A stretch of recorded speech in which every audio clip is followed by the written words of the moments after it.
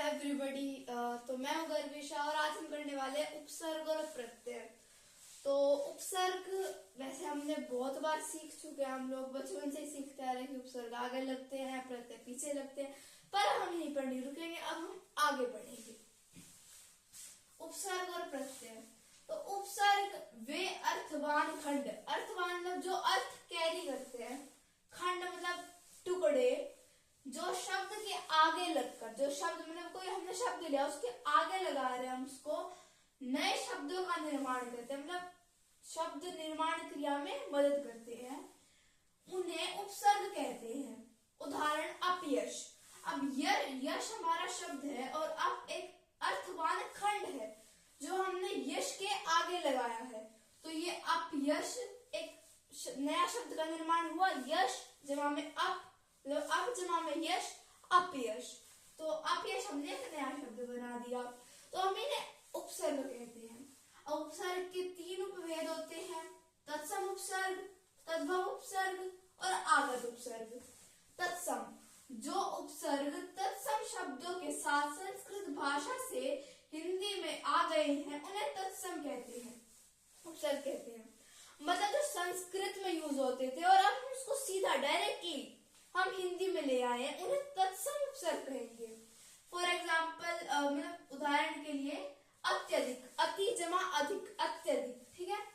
तद्भव उपसर्ग, जिन उपसर्गों का विकास संस्कृत के तत्सम उपसर्गों से हुआ है वे तद्भव उपसर्ग कहलाते हैं। मतलब ऐसे शब्द जो तत्सम तो है, मतलब तत्सम थे पहले, संस्कृत से लाए पर उन्होंने अंदर कुछ चेंज कर दिया है और अब वो हिंदी में यूज हो रहे हैं। फॉर एग्जाम्पल अजमा में मर, अमर, ठीक है। आगत उपसर्ग मतलब विदेश है, अभी भी विदेश है, संस्कृत के नहीं है ना हिंदी के, पर विदेश है, विदेशी है और हम उसको हिंदी में यूज कर रहे हैं। विदेशी भाषाओं से हिंदी भाषा में आने वाले उपसर्गों को आगत या विदेशी उपसर्ग कहते हैं।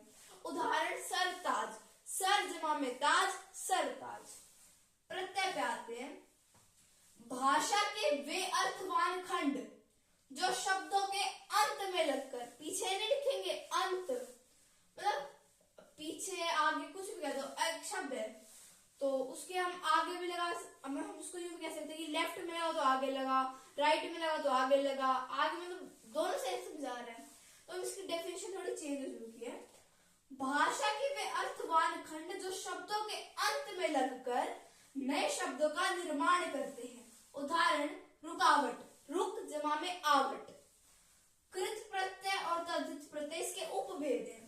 वे प्रत्यय, कृत की बता रही हूं, वे प्रत्यय जो क्रिया के मूल रूप के साथ जुड़कर संज्ञा, विशेषण आदि नए शब्दों की रचना करते हैं और वे कृत प्रत्यय कहलाते हैं। उदाहरण पाठक, पाठ जमा में अक, पाठक।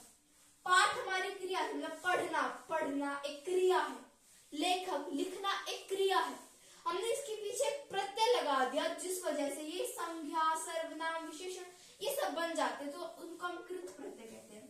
तद्धित प्रत्यय मतलब क्रिया के अलावा जितने भी शब्द बचे पूरी भाषा में, उनके पीछे हम जब कोई प्रत्यय लगाते हैं और जो नया शब्द निर्माण होता है उन प्रत्ययों को तद्धित प्रत्यय कहते हैं। जैसे डिब्बिया, डिब्बी जमा में या, डिब्बिया।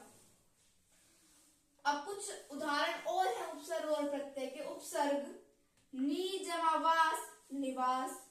परा जमा जय, यहाँ पर परा उपसर्ग है, पराजय। परि जमा वर्तन, परिवर्तन। प्र जमा लय, प्रलय। प्रति जमा अक्ष, प्रत्यक्ष। वि जमा शिष्ट, विशिष्ट। कुछ प्रत्यय के उदाहरण भी हमारे पास। सुंदर जमा ता, सुंदरता। मनुष्य जमा तव, मनुष्यत्व। प्यास जमा आ,